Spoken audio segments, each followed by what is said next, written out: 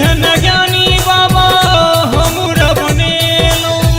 बीच भंवर में छोड़े कता चल गेलो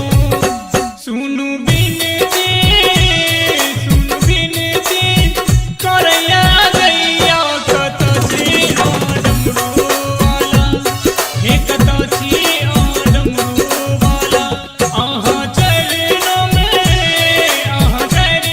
में झुके जग सारा कता छी डमरू वाला हे कता छी डमरू वाला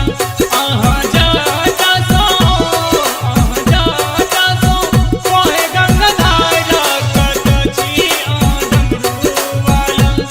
हे कता छी